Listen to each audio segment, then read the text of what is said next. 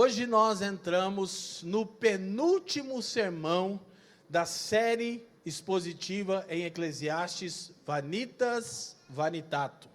Permitindo o Senhor, nós teremos apenas mais um último sermão e fecharemos então a exposição do livro de Eclesiastes, que tanto nos enriqueceu, nos desafiou, nos confrontou e também nos consolou. Quem concorda comigo e pode dizer graças a Deus?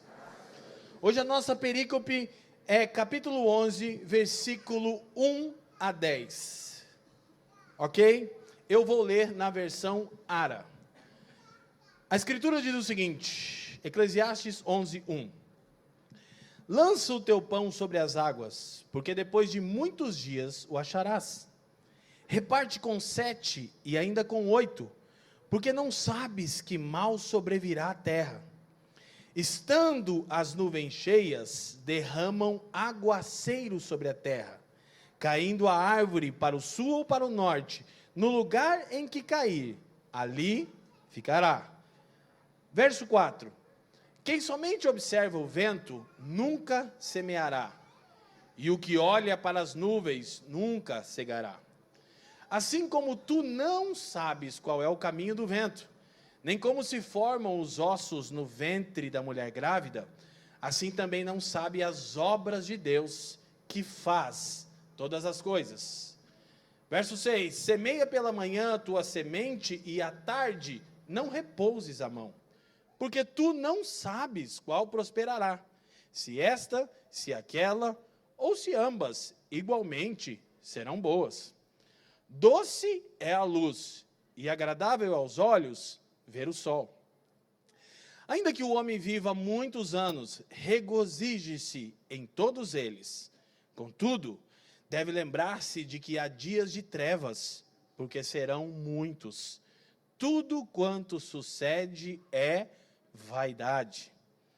Alegra-te, jovem, na tua juventude, e recreie-se o teu coração nos dias da tua mocidade. Anda pelos caminhos que satisfazem ao teu coração e agradam aos teus olhos. Sabe, porém, que de todas essas coisas Deus te pedirá contas. Afasta, pois, do teu coração o desgosto e remove da tua carne a dor, porque a juventude e a primavera da vida são vaidade. Essa é a porção da palavra de Deus para nós nessa manhã. Curva sua cabeça, oremos. Pai, te damos graças uma vez mais. Elevamos o nome de Cristo Jesus, seu Filho, nosso Senhor, acima de todo e qualquer outro nome que se possa invocar nessa era e na era vindoura. Te damos graças porque em uma manhã de domingo como essa, você levantou o seu Filho dentre os mortos e mudou para sempre como as coisas são, plantando uma firme esperança de redenção e consumação plena em nossos corações. E por isso estamos aqui, cheios de gratidão por mais um domingo chamado de o Dia do Senhor. Senhor, nós pedimos que você nos presenteie nessa manhã com espírito de sabedoria e de revelação, a fim de que os olhos do nosso entendimento sejam iluminados e possamos compreender a real esperança da nossa vocação. Te peço, Pai, que você faça cessar as muitas inquietações, distrações e ansiedades da nossa alma, a começar pela minha, a fim de que nada roube a sua palavra que vem sendo orada, cantada, lida e será agora explanada. Pai, que nada aqui se perca, mas tudo seja para a glória do teu nome, pelos interesses do seu Filho, por meio do seu Espírito e para o bem de todo mundo. Eu oro no precioso nome de Jesus, e todos aqueles que concordam comigo e creem, digam amém. Toma seu lugar, esteja à vontade. Queridos,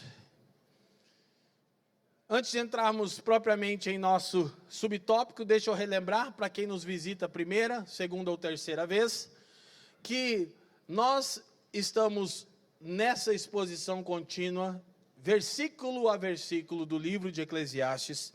Intitulamos essa série Vanitas Vanitatum, o sentido da vida debaixo do sol. A expressão Vanitas Vanitatum é em latim, vaidade de vaidades.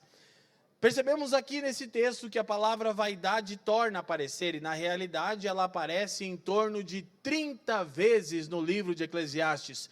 Quantas vezes, meus irmãos? 30 vezes. Essa palavra é central para entendermos o assunto do livro.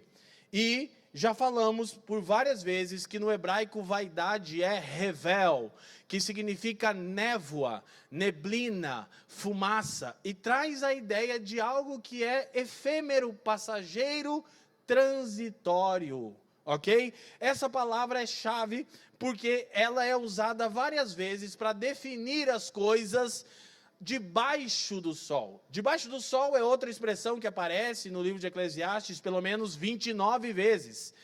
E somente no livro de Eclesiastes nós encontramos a expressão debaixo do sol, em nenhum outro lugar da Bíblia. E debaixo do sol fala de uma tentativa de analisar a vida somente a partir das coisas criadas.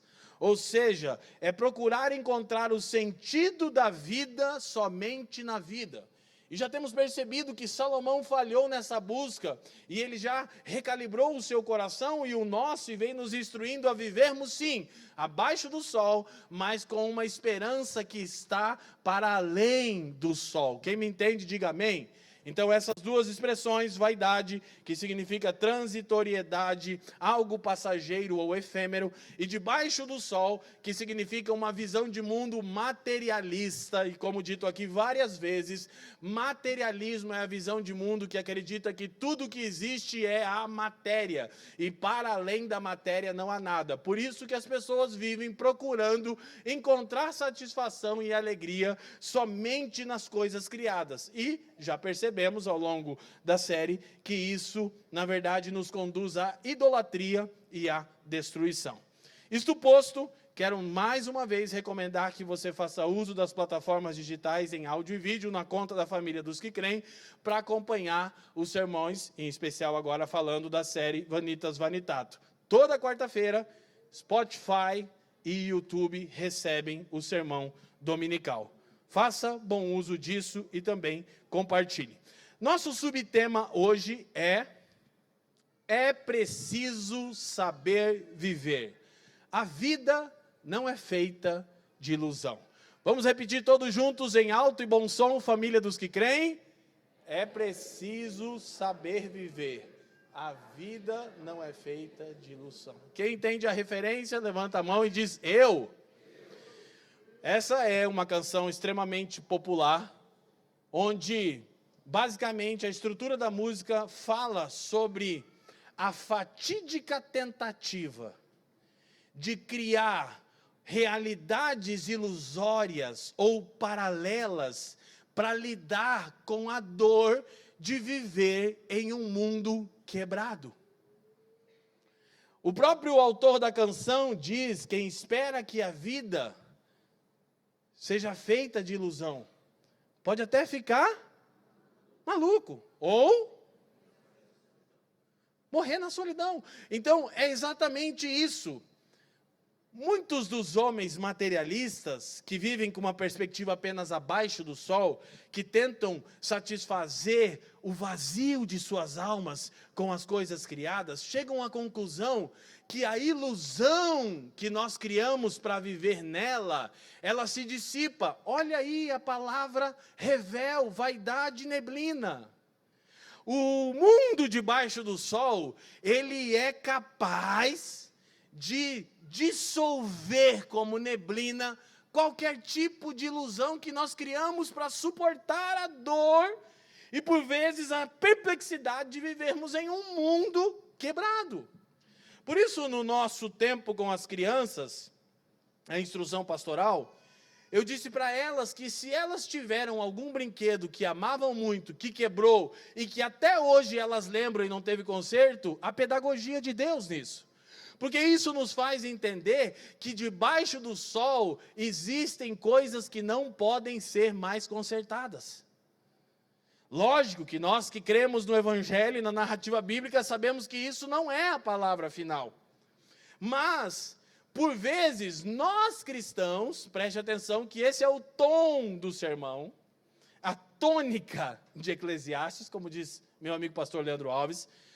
Por vezes nós também tentamos usar de vários subterfúgios para aliviar a dor de algo que perdemos e que foi ou é irreparável debaixo do sol. Então, neste capítulo, Salomão irá nos ajudar a pensar em como seguir adiante nesse mundo confuso e quebrado. Ele irá nos mostrar que Deus nos chama a nos envolvermos com a vida como um todo, confiando na sua providência amorosa e não naquilo que vemos. E aqui nós já lembramos do que o apóstolo Paulo diz na carta de 2 Coríntios, no capítulo 5, especialmente no verso 7, ele diz que nós, os cristãos, não andamos por vista, mas por fé. Ou seja, se nós tentarmos encontrar sentido para todas as situações, especialmente as tragédias que fomos acometidos, a partir do nosso entendimento e de uma pesquisa abaixo do sol, nós não vamos encontrar. E aí chegaremos no ponto que somente a fé pode nos sustentar em um mundo marcado por neblina. Uma das coisas que eu disse muito ao longo da série é que quando pensamos em vaidade, revel como neblina, entendemos que é efêmero, se dissipa e passa rapidamente como a névoa, mas também lembramos que a neblina e a névoa intrincam a nossa visão e tornam difíceis de ser discernidas as situações da vida. E talvez você esteja exatamente em um momento da vida, e você precisa reconhecer isso, que a névoa está intrincando a sua visão. Escuta, pastor, como saber? É simples. Se você está lidando com alguma situação, algum tipo de frustração, algum tipo de enfermidade, alguma necessidade de transição, e você está inseguro quanto ao que tem do lado de lá da neblina. E muitas vezes você está, então, estático, parado, porque você teme o que tem para lá da neblina. Mas nós cristãos não vivemos por aquilo que vemos. Vivemos por aquilo que cremos. Diga amém. E é basicamente um pouco do que Salomão vai trabalhar conosco. Então, como de costume, a estrutura da nossa perícope hoje é bem objetiva e reduzida. Tem apenas 2 pontos.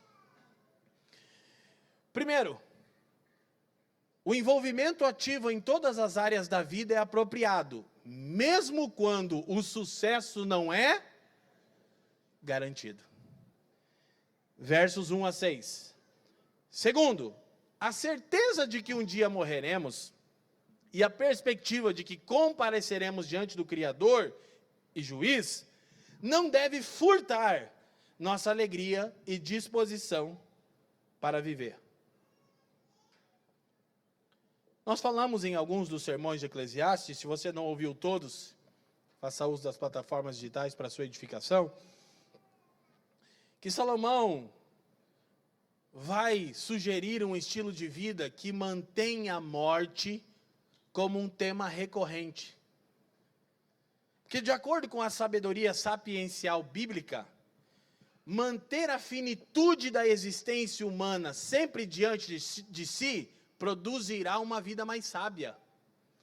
Porque você sempre que agir, vai ter em conta o seguinte: eu sou finito, e eu preciso pensar em como conduzir meus poucos dias. E na verdade, gente, nossa vida é como neblina, como névoa, como o apóstolo Tiago diz no capítulo 4 da sua carta, e como Salomão fala em todo o Eclesiastes. A verdade é que você não sabe o seu dia de amanhã. Nem eu. Nenhuma pessoa aqui sabe quantos dias viverá. E na melhor das hipóteses, as estatísticas mudam e elas foram afetadas pela crise pandêmica. A gente está numa média aí de 80 anos no Brasil, de expectativa de vida. Talvez você, no auge dos seus 15, 18, 23, 30, diga 80 anos é muita coisa. Olha para mim, não é. 80 anos é... A irmã Marlene fez assim, jamais, né? 80 anos não é muita coisa. E essa é uma expectativa que nem nós sabemos se chegaremos a 80 anos, ou que queira o Senhor, passemos disso, com saúde e alegria. Mas a verdade é que, ao perceber que a vida é efêmera, finita, e percebermos as anomalias abaixo do sol, temos dificuldade de nos envolvermos e nos engajarmos na vida, especialmente quando não há garantia nenhuma de sucesso. Então nós adotamos uma mentalidade de mitigar danos. Então a gente não toma nenhuma atitude que não tenha certeza de garantia plena. Mas sabe qual é o problema? Pergunta para mim qual? Não temos garantia plena em nada debaixo do sol. Nada nos garante que teremos o sucesso. E na segunda parte, então, Salomão, dos versos 7 a 10, nos mostra que nós compareceremos diante do Criador e Juiz para darmos contas. E isso não pode furtar a nossa alegria, preste atenção, e disposição para viver. Porque muitos de nós adotam um estilo de vida moralista, ascético, porque pensam, então eu estarei um dia diante do Criador e Juiz para dar conta de como eu vivi? Sim. Então, eu não vou ter nenhum tipo de prazer. Eu não quero nem correr o risco de pecar. Então, nós vamos perceber que as duas atitudes não estão de acordo com as Escrituras. Nós falamos aqui, e eu quero que você repita comigo em alto e bom som. Todos juntos. Eclesiastes não é o tipo de livro que você lê para encontrar respostas para todas as questões da vida. É o tipo de livro que você lê para aprender a servir a Deus, mesmo quando não encontra todas as respostas. Porque nós nos tornamos, preste atenção, tão imediatistas e pragmáticos, que até mesmo as Escrituras são selecionadas por nós em isso aqui vai trazer algum resultado eficaz rápido? Não. E essa é a razão, você ainda não sabe. Escuta que eu vou falar bem devagarzinho. A causa é a sua soberba. A causa é a sua soberba, por isso você não tem uma vida devocional, porque você é soberbo, soberba e autossuficiente. Se ninguém te disse isso, fica dito. A vida devocional é que demonstra o quanta humildade de Cristo foi construída em você. Porque todos os dias consultar a palavra de Deus, refletir em oração, submeter-se à igreja local e ao pastoreio para agir, demanda muita humildade de alguém. Mas como você é soberbo, soberba, autossuficiente, você não consulta as Escrituras, não reflete em oração, não toma conselho e não se submete. Você só segue a vida. Por quê? Vou dizer mais uma vez. Você é soberbo, autossuficiente, despreza Deus, as Escrituras e a igreja. Ok? Se assim não fosse, você agiria de outra maneira. Então nós selecionamos de maneira imediatista e pragmática uma série de coisas na nossa vida. E aí você pensa, hoje o dia está cheio de trabalho e de decisões difíceis, eu não tenho tempo para orar. Porque o que a oração vai resolver nesse problema? Eu tenho que realizar essa venda, eu preciso de mais dinheiro. Ai, dólar. O meu Deus é o dólar. Como que eu vou orar? Por que eu vou ler a Bíblia? Eu preciso de dinheiro. Agora eu vou acrescentar, soberbo, autossuficiente, avarento, cria de mamon. Então, parece tolice disciplinas espirituais como oração, leitura das Escrituras e submissão à igreja local é tolice, no mundo imediatista e pragmático. Ainda mais que, estando em uma igreja local séria, você sabe do risco que você tem ao sentar com seus pastores e colocar projetos. Não que pastores vão decidir por você, essa não é a função pastoral. Mas nós vamos sempre apontar para as Escrituras. Essa semana tivemos uma situação com alguém que amamos, um amigo de longa data, que está progredindo na sua carreira e nós, de fato, se alegramos com isso. Eu, na realidade, queria que muitos irmãos aqui ficassem multimilionários. Quem recebe aí diz amém. E aí, lembra-te de mim quando estiveres no seu reino. Eu não posso ficar milionário com o evangelho, tá? Então, presta atenção. E nós recebemos esse irmão a quem amamos profundamente, a ponto de que ele deve ouvir esse sermão e não se ofenderá. Porque já sabe que andar com a gente é correr o risco. E ele esteve aqui e contou sobre os planos, mudança para outra nação, carreira exponencial, e a gente fica feliz. Só que faltou uma coisa na fala dele. Faltou a igreja de Jesus. E aí eu, em pecado, disse, eu não vou fazer isso, porque eu sou sempre esse cara que coloca as pessoas para baixo. Ele já decidiu, já está tudo certo, eu vou ficar na minha. Mas graças a Deus, esse presbitério aqui teme a Deus. Eu pequei contra aquele irmão, mas pastor Fabiano não. E quando ele diz, ô irmão, eu disse, não, eu já conheço. O Alves ali fazendo o policial bem, estou só mexendo com números. Falei, vai dar ruim essa conversa. E por amor àquele irmão, que vai ouvir esse sermão, sabe que é amado, que sabe que a regra para andar com a gente é não vale se ofender, a gente diz, cara, nos entristece ver que você falou de dólar, de New York, e igreja não entrou na sua discussão. Se tiver, se achar, se der. Fui eu que ofereci uma para ele, na verdade. Quem está me entendendo? Porque somos imediatistas, somos pragmáticos. Isso denuncia a nossa condição. Passando então para a exegese do texto e aplicação. Primeira parte da perícope. O envolvimento ativo em todas as áreas da vida é apropriado, mesmo quando não há sucesso garantido. Sua Bíblia é sempre aberta, Eclesiastes capítulo 11, verso 1. Lança o teu pão sobre as águas, porque depois de muitos dias o acharás. Reparte com 7, ainda com 8, porque não sabes qual mal sobrevirá sobre a terra.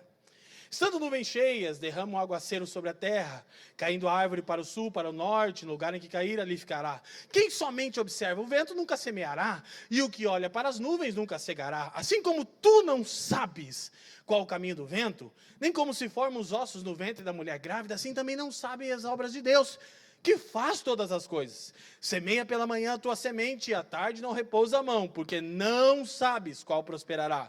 Se essa, se aquela, ou se ambas igualmente serão boas. A gente vai fazer uma exposição hoje um pouco mais bagunçada, porque os versículos ficam dialogando entre si, então eu não vou necessariamente um a um aqui, porque o conceito geral está sendo trabalhado. Primeira parte da perícope tem um ponto, viver com fé. Depois tem um segundo ponto, viver prudentemente. Diga comigo, viver com fé, viver prudentemente. Então, ao ler o texto, nós nos damos conta que Salomão está trazendo alguns caminhos de sabedoria para vivermos debaixo do sol. E nenhum deles tem sucesso garantido, mas ainda assim, devemos nos envolver integralmente com a vida. Dr. Michael Eaton, um dos comentaristas que temos usado, diz o seguinte, o pregador convoca seus leitores a assumir a vida como vinda das mãos de Deus, gozando-a a despeito das provações e perplexidades. Tal tipo de vida contém elementos de confiança e aventura, lança. Exige entrega total, visto que pão aqui é empregado no sentido daquilo que é essencial à vida. Pressupõe expectativa, o acharás. E uma recompensa que requer paciência, depois de muitos dias. Preste atenção. Depois eu vou destacando alguns pontos no texto. Já que não podemos compreender a totalidade dos atos de Deus, O único curso de ação adequado é ser diligente e envolver-se com a vida de todo o coração. Parte dessa atividade será bem-sucedida, parte não. Então é curioso que Salomão, ao falar das incertezas da vida e da efemeridade da vida debaixo do sol, ele não conclui que você deve ser tomado de medo ou de inércia. Ao contrário, ele diz: arrisque, lance o teu pão sobre as águas.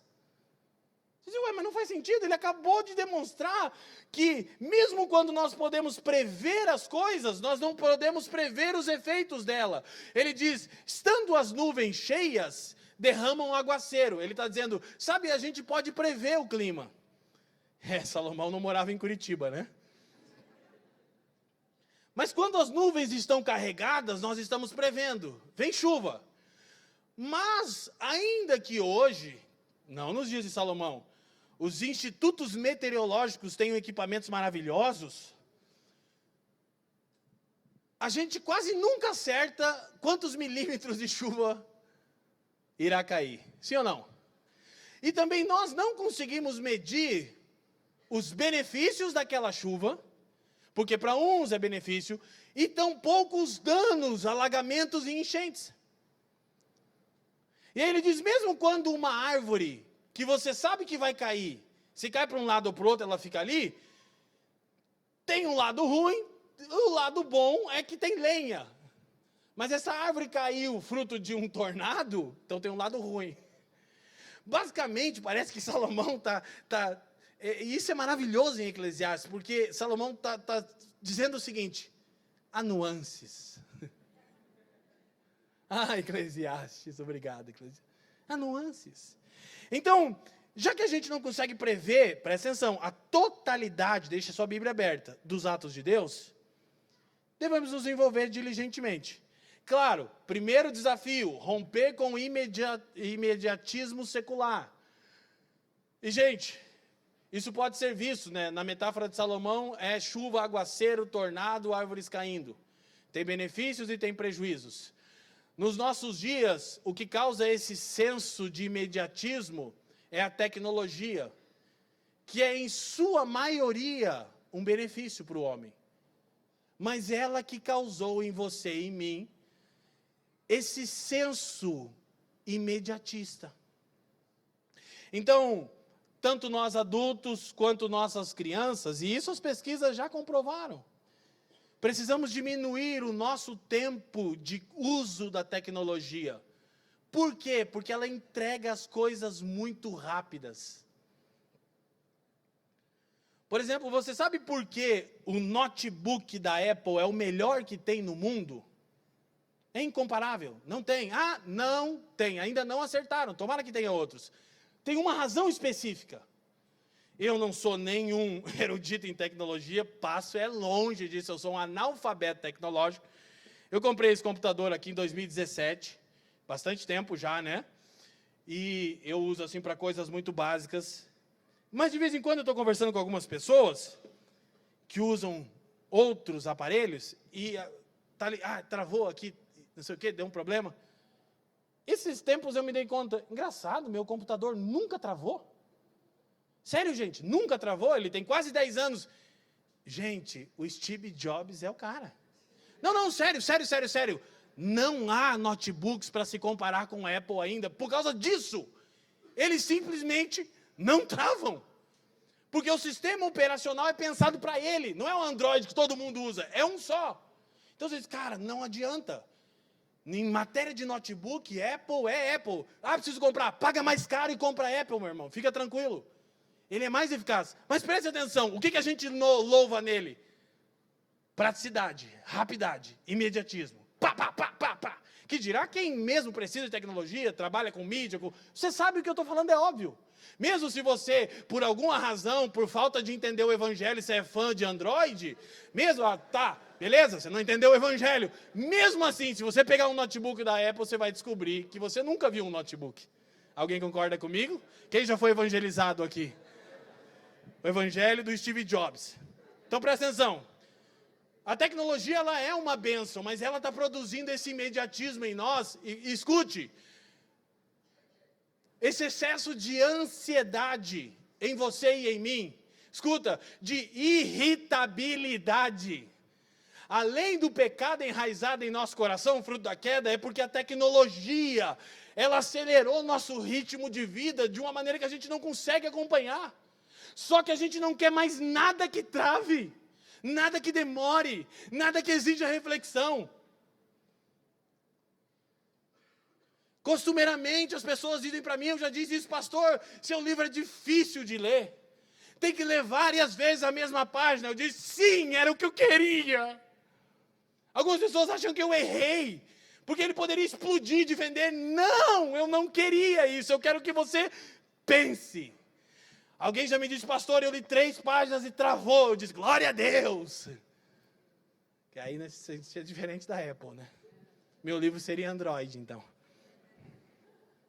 Então, Salomão lista uma dúzia de circunstâncias cotidianas para descrever o que pretende. Escuta, dizer, né? Sua recomendação é, lança o teu pão sobre as águas, mesmo quando não há certeza de que essa ação será bem sucedida. Há várias maneiras de entender a expressão lança o teu pão sobre as águas. Eu vou focar na que eu estou convencido. Há pelo menos 3 ou 4 formas de a gente entender isso. Particularmente, eu estou em acordo com o Dr. Walter Kaiser Jr. e com o Dr. Michael Eaton. Há outras formas de interpretar. Dr. Walter diz o seguinte, a alusão refere-se ao elemento confiança nos negócios dos tempos antigos. Os navios que saíam em rota comercial demoravam muito. Havia grande espera antes de qualquer lucro. Entretanto, os bens do comerciante tinham de ser confiados aos navios. A frota de Salomão trazia ouro, prata, marfim, bugios e pavões, de acordo com 1 Reis 10, 22. E ela partia uma vez a cada 3 anos. Então, vários comentaristas entendem que depois de Salomão ter falado do governo, no capítulo 9 e 10, ele está falando agora de economia. E ele está dizendo, como você nunca sabe se o governo é sábio ou tolo, lança o teu pão sobre as águas, ou seja, negocia. Só que negociar envolve riscos. Isso está de acordo com algumas das parábolas do Cristo, como a parábola das minas ou dos talentos. Compreende risco, lança o teu pão sobre as águas. Presta atenção, pão fala de mantimento essencial para a vida. Ele está dizendo, você precisa correr o risco de investir. E qual é o argumento de Salomão? Olha o versículo 2, a parte final do versículo 2. Porque não sabes que mal sobrevirá à terra. Então, diferente do que muitas vezes, e eu não vou entrar tanto no ponto aqui, o mercado é uma coisa esquisita demais. E eu não sou expert, então eu não vou falar, tá bom? E eu ainda estou aprendendo, esse sermão me confrontou muito. Porque eu nunca tive educação financeira. Primeiro porque eu nunca tive dinheiro, né? Eu tenho vários amigos que, pastor, eu quero te ajudar a administrar seu dinheiro. Eu digo, ei, cadê ele? Fala para mim onde é que ele está. E aí alguns estão aqui, ficam bravos, que vão dizer, não, a mixaria que você tem que poupar. Eu tenho dificuldade. Eu já quero comprar a camisa nova do Tricolor para ajudar meu time a se levantar. Mas sem entrar na discussão, a paixão está sempre aqui, né? Sem entrar na discussão, o mercado fica com especulações. Cara, é muito maluco o mundo do mercado. Porque, o Elon Musk fez um tweet da Bolsa de Valores, todo mundo, nego pulando de prédio. Meu Deus, que doideira, o cara só fez um tweet. Aí depois o cara ainda manda, era brincadeira. Tá louco, velho? Então, assim, é interessante que o mercado, ele mostra exatamente o que Salomão está falando da efemeridade da vida debaixo do sol. Eu comecei a investir em criptomoeda. Já errei feio, contei para vocês. Fiz o que o Warren Buffett disse para não fazer, já vou chegar nisso. Daí eu me tornei cínico no mercado de criptomoeda. E eu vou falar sobre cinismo. E agora, uns meses atrás, eu investi de novo um pouquinho. Estamos ali pensando, tal, né? Pastor Leandro Alves está estudando o tema. Que a gente tem que levantar dinheiro de algum lugar, irmão. Então, né? Só que eu invisto assim, pega e investe aí para mim. Porque eu não dou conta de ficar, e vou ganhar 10 centavos. Eu me jogo da janela antes, gente. Eu não consigo, esse sermão tem me confrontado, eu confesso. Não, porque se eu comprar aqui, eu ganho $10. $10 não faz comigo. Eu preciso tomar uma Coca-Cola com $10. Eu não consigo. Tá errado, estou dizendo, mas não consigo, porque eu não tive educação financeira. Também porque nunca tive dinheiro. Então Salomão está dizendo o seguinte: mesmo que hajam riscos, lança o teu pão sobre as águas. Imagina você lançar uma frota marítima com vários tipos de mantimentos e especiarias e o mar se enfurecer e você perder todo o seu investimento. Então há um risco. Provavelmente o que Salomão está falando é exatamente do mercado financeiro, mas isso se aplica a várias outras áreas. O ponto é que os homens insistem em certezas ou mesmo em condições mais favoráveis antes de agir na vida. E os que fazem assim nunca farão coisa alguma. Ele usa a metáfora de um agricultor, o agricultor que hesita em demasia diante da ameaça do vento e das nuvens, nunca começará a semear e a colher. Ele diz, se você ficar só olhando para as nuvens e para o clima, vai chover muito, não vai chover. Não, planta a semente. Lança o teu pão sobre as águas, você não domina o tempo. Você não sabe se uma calamidade virá sobre a terra. E você diria, então é isso mesmo que eu não quero. Por quê? Presta atenção. Quando os irmãos não entendem o porquê nós ensinamos sobre as visões de mundo, o zeitgeist, o espírito da época, são por coisas como essa, porque nós nos tornamos existencialistas, sensitivos. Então a gente criou um estilo de vida que protege o que sentimos. Eu não quero me sentir frustrado em nada, então eu não quero correr o risco. Mas debaixo do sol não é assim. A frustração, por exemplo, como eu disse para vocês, primeira vez na vida que eu fui investir em criptomoeda. E aí eu peguei todo o recurso que eu tinha do meu livro, e todo o recurso que eu consegui juntar na minha vida, e o recurso que seria a entrada para a minha casa própria. O que aconteceu? Eu fui roubado. Aí não foi o mercado, eu perdi tudo, acabou. Foi terrível. E até hoje eu estou sofrendo os danos disso. Já disse para vocês, inclusive a Receita Federal está me processando para eu pagar o imposto em cima de algo que eu fui roubado. Então nada é tão ruim que não possa piorar. Lembra que eu já disse isso? Deus está dando os meios, porque também está fora da minha alçada, estou ali orando ao Senhor e agindo naquilo que a gente pode fazer. Mas o que eu aprendo com tudo isso? Que o mundo está quebrado. Porque eu podia me voltar para Deus e dizer, por que você deixou isso acontecer comigo? Mas é que eu já sei a resposta. A resposta de Deus seria, e por que não com você? Porque como sempre falamos aqui, pastor Fabiano Crenque disse de novo, a única vez que uma coisa realmente injusta aconteceu com uma pessoa realmente justa foi no Calvário, é Cristo. Com você e comigo é consequência do nosso pecado ou do pecado adâmico. Isso é a vida debaixo do sol. Vocês acham que eu ainda não sofro por isso? Sim, mas eu preciso seguir. E mais difícil é investir de novo. E aí eu fui investir, porque não sei o que, vai para a Lua, o Fafa fica mandando uns áudios de WhatsApp, Lua, o Bitcoin, e aí vai, o pastor Leandro estuda, e põe um pouquinho, daí não sei o que, a Era do Gelo. Diga, meu Deus, não ia para a Lua. Quem entende aí do mercado sabe, a Era do Gelo derreteu tudo. Eu falei, ai meu Deus, é só eu entrar. Eu digo para os caras, eu tenho um troço em mim. Bitcoin. Quando você for investir, pergunta, pastor, você está investindo? Se eu falar não, entra de cabeça. Se eu falar eu estou, fode. Que Lua, Era do Gelo. Polo norte na cabeça. Presta atenção, eu quero correr com isso. Que dirá na criação dos nossos filhos? Que dirá na criação dos nossos filhos? Nós queremos super protegê-los de não sentirem-se, em momento algum, frustrados. E aí sabe o que nós estamos fazendo com eles? Nós estamos despreparando-os para viverem debaixo do sol. E o que o evangelho da prosperidade faz? Ele cria uma ilusão de que se você estiver em Cristo, na igreja, dízimo e oferta em dia, com oferta alçada, primícia sacerdotal, essas coisas do diabo que inventaram nas igrejas neopentecostais, se você fizer isso, nada de ruim te sucederá. Funciona? Aí você já deu primícia para apóstolo, você já mandou apóstolo para Israel trazer areiazinha para você, o que deu? Deu ruim, você ficou sem dinheiro, a areia era ali da praça Tupinambá mesmo. Funcionou. Então a gente cria os nossos filhos para nós, ai meu Deus, o nosso filho. Mas preste atenção, e se nós adotarmos a mentalidade bíblica de que criamos filhos para o Senhor?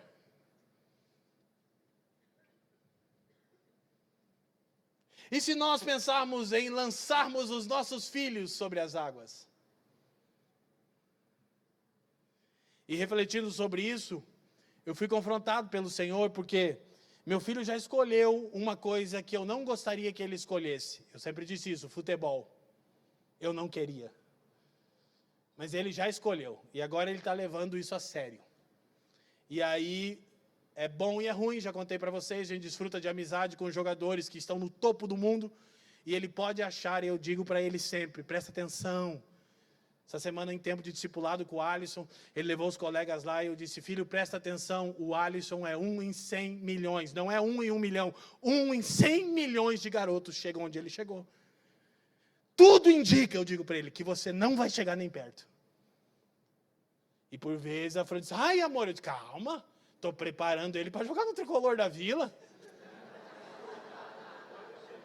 Aleluia! Que isso, rapaz, amor é camisa, onde é que está? E presta atenção, porque eu quero que ele saiba lidar com as frustrações. Fazer o quê? Não é justo que só eu sofra. Presta atenção, gente. E eu disse várias vezes aqui que tinha duas coisas que eu não queria que meu filho fosse, jogador de futebol e pastor. E eu preciso pedir perdão por essa fala. Preciso pedir perdão. Porque dentre vários comentários, um do que eu estou lendo é do reverendo Emílio, e quem está lendo, o Emílio diz, e se teu filho chegar para você um dia e falar, eu quero ser pastor? Nossa, eu pensei, meu Deus, tomara que isso nunca aconteça. Por quê? Porque 99% dos cristãos não fazem a mínima ideia de quanto custa estar aqui. Não fazem. Ah, você não faz ideia. Pastor, então eu quero te ajudar. Ora todos os dias pelos seus pastores. Todo dia levanta um clamor de Deus, misericordioso, entra com providência. Porque todos os dias eu penso em desistir. Todos os dias. Mas todos os dias eu termino dizendo que privilégio servir o Senhor e a minha geração. Então eu não queria que o Ben tivesse isso. Eu prefiro que ele seja goleiro do Paraná Clube sem divisão. Mas, se o Senhor quiser, eu decidi. Orando, eu decidi. Nem para fora eu falei, tá bom, se é isso, Senhor. Se a sentença de morte vai ser mais rápida, que assim seja. Então, eu quero correr com isso, mas eu quero que você lembre, lança o teu pão sobre as águas. Agora o ponto é, ele diz, você não sabe o que vai acontecer. De novo, Dr. Walter Kaiser Jr. diz, o ser humano não pode dizer o que um incidente na vida poderá trazer. Entretanto, o crente, lê comigo a palavrinha, o crente sabe que se receber um infortúnio de uma enchente ou um tornado, ou se receber a bênção de uma colheita abundante, chuvas sazonais, tudo vem das mãos de um Deus amoroso que realiza ou permite tudo isso. Portanto, o que fazer se não podemos prognosticar o resultado de todo o nosso envolvimento nas tarefas da vida? A resposta é, o serviço é nossa responsabilidade, os resultados pertencem a Deus. Então a lógica de Salomão é, sim, viver debaixo do sol é abraçar a efemeridade, a transitoriedade, assumir riscos.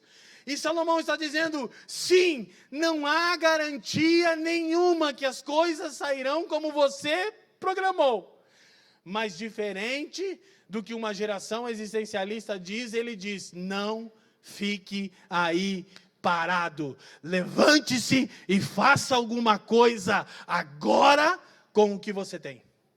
Sabe por quê? Preste atenção. Porque em qualquer uma dessas áreas da vida, nós sempre temos uma impressão ilusória E daí o nosso subtítulo, a vida não é feita de ilusão. De que o nosso eu de amanhã vai estar mais preparado do que o eu de hoje. Ó, tá chegando no fim do ano. Vou começar. Plano de leitura bíblica 2026 não passa. Olha para mim. Começa hoje. Não, agora aquele pecado de estimação que eu não confesso e ano que vem eu largo. Larga agora! Porque você não sabe que calamidade virá sobre a sua vida. Eu estou com tal projeto, se é para a glória de Deus, para a dignidade da sua família, para o avanço do evangelho e bem no próximo, executa! Deus fala comigo, está falando! Vai, corre o risco. Significa que Deus falou comigo, vai dar tudo certo? Não! Eu me lembro de quando eu entendi isso. E sabe quando eu entendi isso? Na primeira vez que eu li a Bíblia toda. E sabe onde? Nos primeiros capítulos de Gênesis. Por intermédio da vida de Abraão. Porque aquela parte sai da tua terra. Aí que legal! E quem nunca usou aquele texto para si mesmo, né? Ei, você não é Abraão. Na história, Abraão é Cristo. Você é o faraó, o Lameque, entendeu? O Ló na história. E o Abraão foi. E tudo deu errado na vida do cara. E eu me lembro de estar lendo a Bíblia e falar, não estou entendendo. Que absurdo, Deus, você que mandou Abraão ir. E eu me lembro como aquilo me chocou. Eu disse, cara, deu tudo errado na vida do cara. E aí você começa a entender do que Salomão está tratando. Então algumas pessoas ou não agem por temor do mercado, por temor do mundo. Eu vou proteger o meu filhinho aqui, dentrozinho. Quando a gente fala em homeschooling, escola cristã, a gente não está dizendo que você não deve ter o direito ou que é pecado fazer isso. E que talvez não seja sábio fazer isso nos primeiros anos de formação dos seus filhos. Talvez seja uma boa escolha. Mas escute, isso não irá protegê-los do mundo. O que vai proteger os seus filhos do mundo é você pregar o evangelho a eles todos os dias. Então lança o teu filho sobre as águas, meu irmão, minha irmã. E talvez Deus o levará para muito longe. E Reverendo Emílio conta uma história que eu já tinha lido e relembrei, que aparece no livro Heróis da Fé, do Orlando Boyer. Quem já leu, levanta a mão e sacode. John Patton, missionário escocês que foi pregar o evangelho nas Ilhas Hébridas de canibais. E dentre muitas coisas que aconteceram com ele, próximo à sua partida, um senhor que o amava cristão chamou John Patton e disse o seguinte, você sabe que lá tem canibais? E você sabe que eles comem realmente as pessoas? Ele disse sim, e ainda assim você está indo para lá? E ele disse sim, lança o teu pão sobre as águas.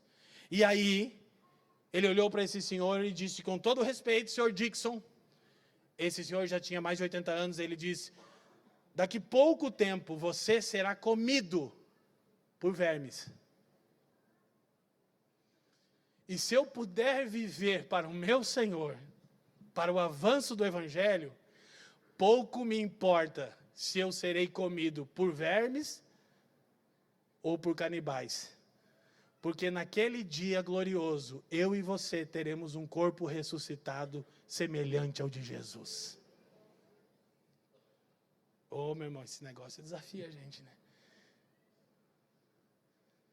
Lança o teu pão sobre as águas. Corre o risco. Lembra? Viver com fé. E viver prudentemente. Então, embora o plano de Deus seja conhecido de um modo geral, a obra de Deus que faz todas as coisas, boas ou ruins, está além do nosso entendimento. Escute, ninguém é capaz de perscrutar a totalidade ou os detalhes específicos da sua obra. Podemos não saber como Deus executa seus propósitos em todos os detalhes, mas a nossa ignorância quanto a isso não deve impedir o nosso envolvimento sincero na vida para a glória de Deus. E é interessante que a expressão não sabes aparece 4 vezes na perícope. Não sabes, não sabes, não sabes, não sabes. No entanto, a chave para entender essa sessão está no versículo 6, quando ele fala: não repouses a tua mão, não retira, semeia pela manhã, semeia à tarde, você não sabe qual vai vingar, você não sabe se virá uma calamidade sobre a terra, você não sabe se virá tornados, ou você não sabe se dará uma grande colheita. A conclusão de Salomão é: viva a vida na sua totalidade, lança o seu pão sobre as águas, semeia a tua semente. Para a glória de Deus, para a dignidade da sua família, para o avanço do Evangelho, para o bem do próximo. Sai da inércia. Porque nós estamos sempre dizendo: não posso, não tenho, como se dependesse do que somos ou temos. Deixe o resultado, sucesso ou fracasso, nas mãos de Deus. Escute, só não fique aí parado, aguardando garantias seguras para a vida. Faça alguma coisa. E faça agora, e faça com os recursos que você tem hoje. É isso que Salomão quer dizer com lança o teu pão sobre as águas. Preste atenção. Embora 4 vezes na perícope a expressão não sabes aparece, Dr. Walter Kaiser Jr. diz: é suficiente saber que Deus também está trabalhando. É suficiente saber que Ele nos deu o conhecimento geral do seu plano. Que é como Billy Graham dizia: eu já li o fim da Bíblia. Eu não tenho conhecimento dos detalhes do plano de Deus, mas geral eu tenho. Eu já li o fim da Bíblia. Tudo vai ficar bem para aqueles que amam a Deus. É isso que precisamos. Portanto, não devemos sonegar nossas energias, nem nos abster de trabalhar. Essa pequena quantidade de mistério no plano divino não nos impede de sermos ativos na vida para a glória de Deus. Então é isso que nós precisamos entender. Nós não conheceremos os pormenores do plano redentor de Deus, mas nós conhecemos de maneira geral. E as Escrituras dizem que nada nem ninguém poderá nos separar do amor de Deus que está em Cristo Jesus, amém? Então, se amanhã vai ser um dia bom ou um dia mau, meu irmão, siga agindo, siga envolvendo-se com a vida, siga se relacionando. Ah, mas é que a pessoa me traiu, ah, é que fizeram mal para mim naquela igreja, mas você precisa viver integralmente. Quantas pessoas chegam aqui e nos dizem: pastor, é que eu estou dando um tempo, e tudo bem, nós entendemos que é um tempo de cura, há um tempo para recalibrar o coração, há um tempo para desintoxicar do neopentecostalismo oriundo do inferno que você ouviu a vida toda. Mas tem gente que está confundindo o tempo de descanso com o milênio. Ah, é porque eu não quero me frustrar mais, querido, frustrar-se debaixo do sol é parte do plano redentor de Deus. São em momentos de frustração onde você diz: se essa frustração aqui, ela excedeu, eu perdi relacionamentos, tal pessoa me traiu, tal pessoa me feriu. Ok, senti, isso é ruim, tudo bem, não estou dizendo que você não deva sentir, por favor, não torça minhas palavras. Eu estou dizendo que se isso vai além do comum, é porque aquilo era um ídolo para você. E Deus está removendo o seu coração. Então, Dr. Michael Eaton, na mesma nuance, diz: em Eclesiastes, a vida de fé não foi apenas descrita, mas recomendada. A vida de fé não remove o problema de nossa ignorância quanto aos caminhos de Deus. Antes, capacita-nos a viver com ela. A fé desabrocha no mistério da providência, não o elimina. A beleza do cristianismo é o aspecto de mistério. E é aqui que a fé desabrocha. Olha para mim, meu irmão, presta atenção, eu quero encorajar a sua fé, para a gente acelerar nosso sermão, mas eu quero te encorajar. Quantos aqui podem olhar para trás na sua história e ver um ato sobrenatural de Deus, que até hoje você não consegue explicar direito? Levanta a mão, eu quero. Quantos aqui já tiveram na sua história ao menos um ato interventivo sobrenatural de Deus? Levanta a mão. E que você diz: foi o Senhor. E quando você tenta explicar para as pessoas, elas não entendem. Essa é a vida cristã. Lança o teu pão sobre as águas. E depois de muitos dias, presta atenção, você o achará. Presta atenção. Mas pastor, você está afirmando que não há segurança de sucesso. Tudo aquilo que é feito para a glória de Deus, todo pão, seja as suas finanças, seja o ministério, sejam os seus filhos, seja a sua vida como um todo. Olha para mim, todo pão lançado sobre as águas, depois de muitos dias, você o achará, ou nessa vida, ou na vindoura. Um dia estaremos diante do nosso Senhor. E como diria aquela canção de algumas décadas atrás, quando o grande dia chegar, nós cantaríamos, Senhor, valeu a pena. Preste atenção, meu irmão. Agora, para a gente correr, dentro da primeira parte da perícope, viva com fé, primeiro ponto, viva prudentemente. O versículo 2 diz, reparte com 7 e ainda com 8, porque não sabes que mal sobrevirá à terra. Os investimentos deverão ser tão amplos quanto a sua prosperidade o permitir. A ênfase na urgência é reforçada mediante um apelo ligado às incertezas da vida. Não sabemos que calamidade poderá abater-se sobre a terra. Então, dentro do campo, por exemplo, de finanças, e aqui quem atua nessa área vai ficar muito feliz, meus amigos que estão sempre querendo me ajudar nisso. Diversifique os investimentos. Qual foi meu erro principal? Lógico, no caso eu fui roubado, mas mesmo assim, eu peguei todos os recursos. Por quê?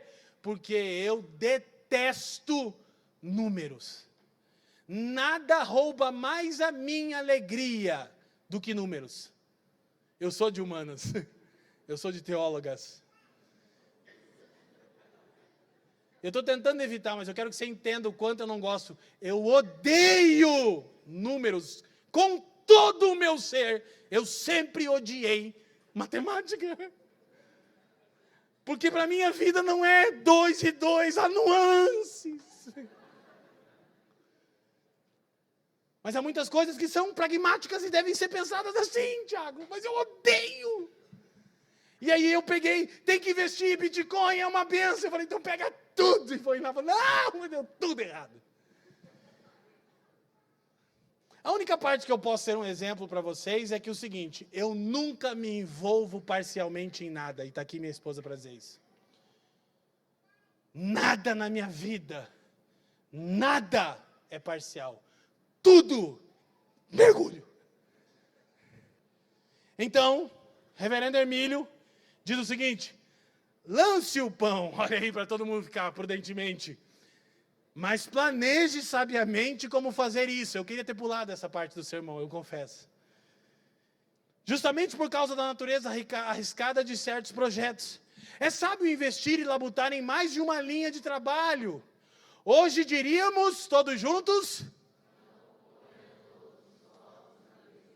não ponha todos os ovos na mesma cesta. Quem diz isso? O grande mentor de investimentos do mundo. Warren Buffett. Foi ele que disse isso. Eu não sabia, né?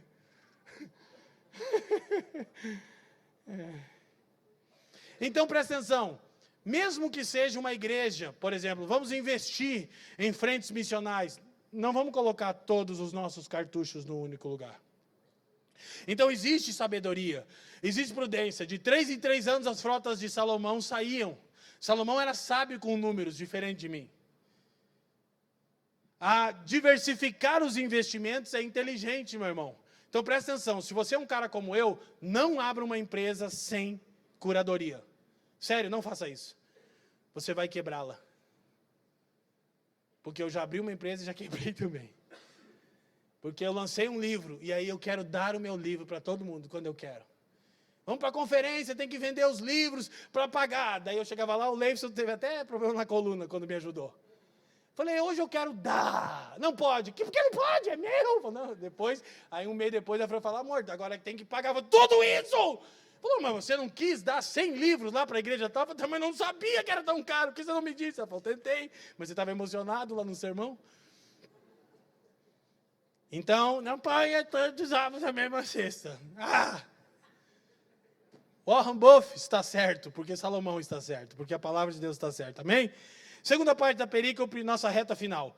A certeza de que um dia morreremos e a perspectiva de que compareceremos diante do Criador e Juiz não devem furtar nossa alegria e disposição para viver. Presta atenção, que essa parte ele vai ressoar, ele vai repisar temas que ele já falou o livro todo, então eu vou passar por ela rapidamente.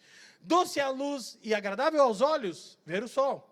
Ainda que o homem viva muitos anos, regozije-se em todos eles. Contudo, deve lembrar-se de que há dias de trevas, porque serão muitos. Tudo quanto sucede é vaidade. Alegra-te, jovem, na tua juventude, recreie-se o teu coração na tua mocidade. Anda pelos caminhos que satisfazem o teu coração e agradam os teus olhos. Sabe, porém, que de todas essas coisas Deus te pedirá contas. Verso 10. Afasta, pois, do teu coração o desgosto e remove da tua carne a dor, porque a juventude e a primavera da vida são vaidade, efêmeras, passageiras. Ok? Então, para nossa conclusão, preste atenção. Olha os imperativos. Repete comigo. Alegre-se. Recreie-se. Anda. Afasta. Remove. Lembra-te. Alegre-te, recreie-se, anda, afasta, remove, lembre-se. Imperativos de como viver debaixo do sol. Agora preste atenção. Desfrute o presente e olhe adiante para o futuro. Lembre-se, Deus examinará a qualidade dos teus prazeres. Escuta isso. A vida deve ser vivida levando em conta a eternidade. A verdadeira felicidade consiste simultaneamente em desfrutar do presente e olhar para o futuro. Então Salomão vai falar agora de jovens e velhos no capítulo 12, quando nós vamos encerrar. Mas ele vai começar a dizer o seguinte: viva sabiamente na sua juventude, para que sua velhice não seja marcada por arrependimentos. Ô meu irmão, quer um conselho sábio? Cerque-se de irmãos mais velhos que você. Quanto mais velho e mais tementes a Deus, melhor. Porque velhice não é sinal de sabedoria. Mas velhos que temem a Deus, como seu Júlio, Dona Marlene, Dona Elisete, bênção de Deus. Cerque-se, sente à mesa, pergunte, escute. E tem gente, ó, geração tão sensitiva, Dona Marlene. Quando eu falei velho, teve gente assim, ó. Você viu? O existencialismo nos domina. Porque já tem alguém pensando, ai, ele chamou de velho, o que eles vão pensar? Eles são crentes, temem a Deus, não se ofendem. Velhice não é sinal de nada pejorativo na Bíblia, rapaz. Presta atenção, escuta. Vou dizer de novo. Viva sabiamente sua juventude para que na sua velhice, ou para que a sua velhice não seja marcada por arrependimentos. Só que escute, Salomão está encorajando a viver a vida. Ainda, instruções finais, ele está dizendo, tudo é vaidade, tudo é passageiro. Olha só. A vaidade da vida é vista no fato de que a vida envolve demora, incertezas, perplexidade e dificuldades, ignorância e desapontamento. Tudo isso torna necessário um esforço significativo da parte do homem para viver. Por isso ele traz vários imperativos. Alegre-se, recreie-se, remova, afasta, anda, lembra-te. Porque, gente, tem pessoas, não, mas eu estou vivendo. Você não está vivendo, você está vegetando. Você está sobrevivendo. E um cristão jamais deveria sucumbir à tristeza dessa forma. A não ser que você esteja com um quadro patológico, precisando de cuidados médicos, assim o faça. Fora isso, você não deveria ser consumido pelo fato de que a vida é finita, efêmera, porque nossa esperança é a ressurreição gloriosa. Quem me entende, diga amém. Existe uma coisa interessante na velhice. Quando você pega os irmãos mencionados, minha mãe, seu Júlio e Dona Marlene, já passaram da casa dos 60, alguma coisinha. Cara, talvez vivam mais 15, mais 20 anos, talvez mais. Mas tem uma coisa interessante nisso, e que nós vemos nesses irmãos, eles têm se entregado todos os dias ao Senhor. Todos os dias ao Senhor. A casa do irmão Júlio e da Dona Marlene está todo dia cheia de gente. Eles estão partilhando a vida, o Evangelho de Jesus. A vida, e é isso mesmo, é assim que eu quero terminar o sermão. Porque Salomão está justamente dizendo isso, a vida não é verdadeiramente vida, a menos que possa ser desfrutada.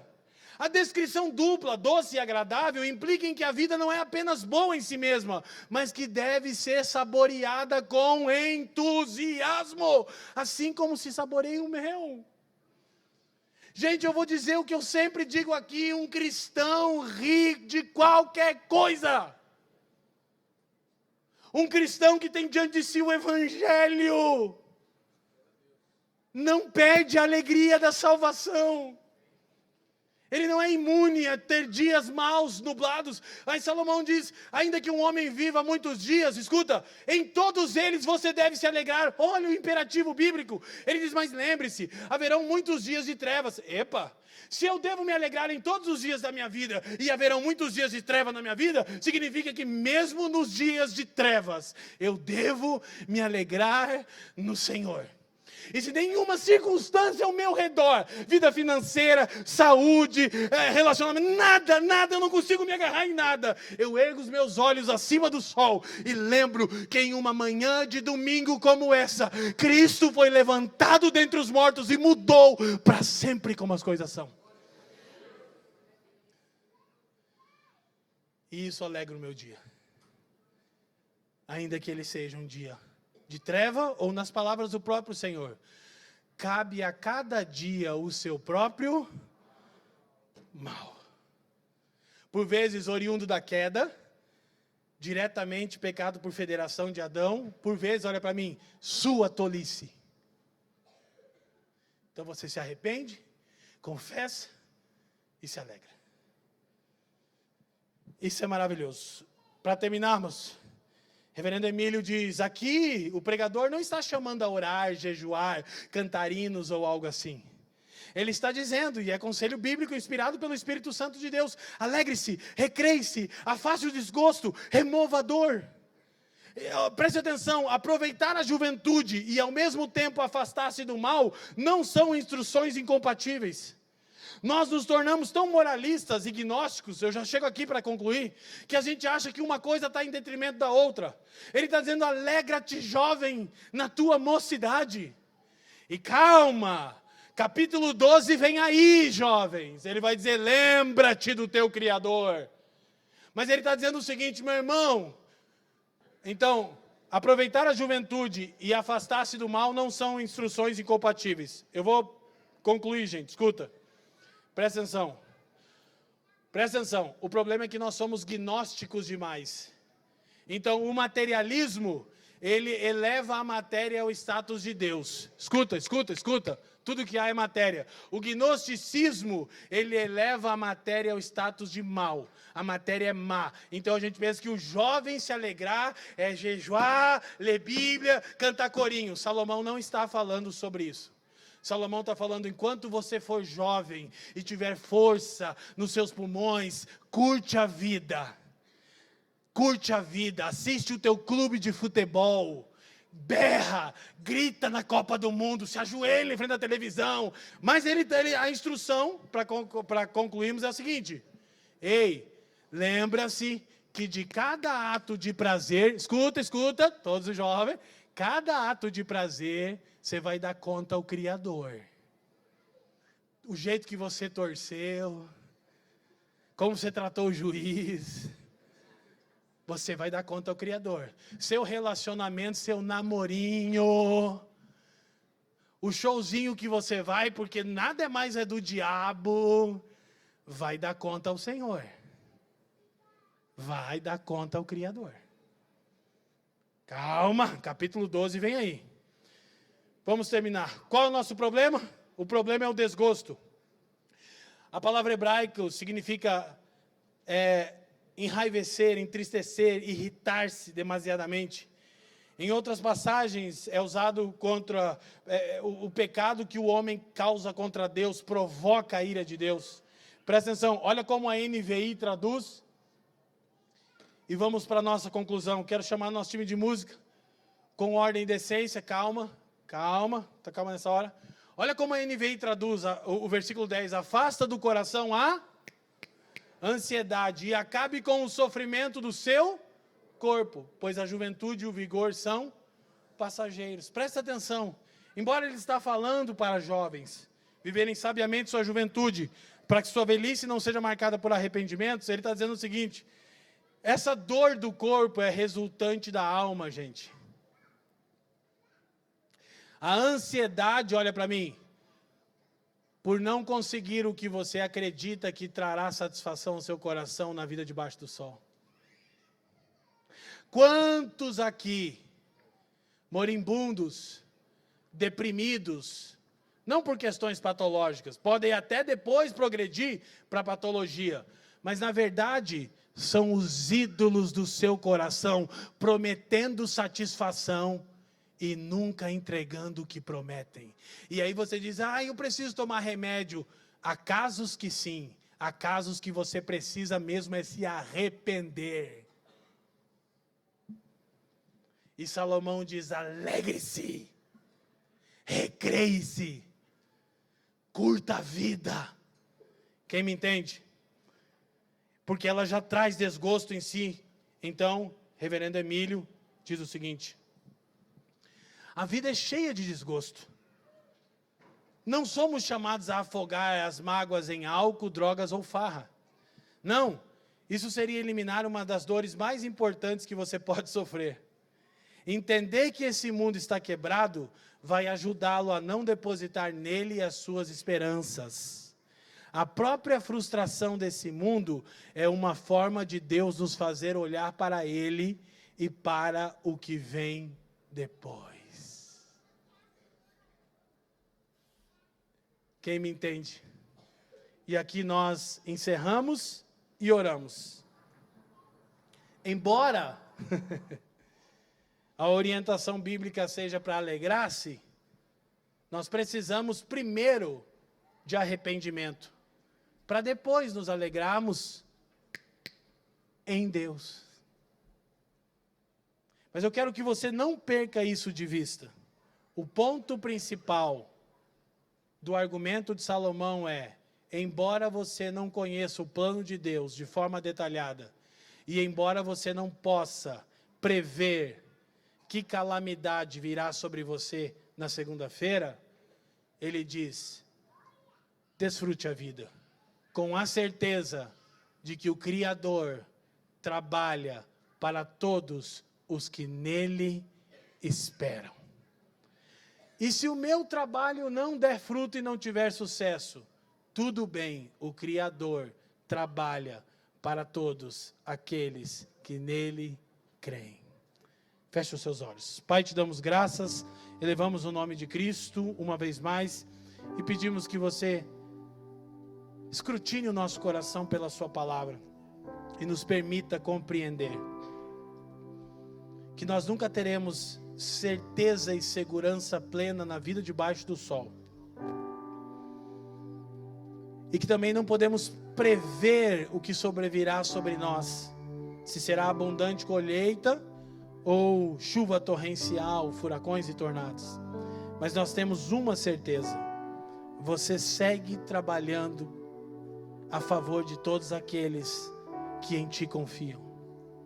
E ainda que não possamos prever e compreender os detalhes do seu plano abrangente, nós sabemos que no fim de tudo, nós estaremos em suas mãos, e nada nem ninguém poderá nos arrebatar delas. Nós oramos para que você recalibre a nossa visão debaixo do sol, para que você dissipe a neblina e nos ensine a viver alegremente para o louvor da sua glória.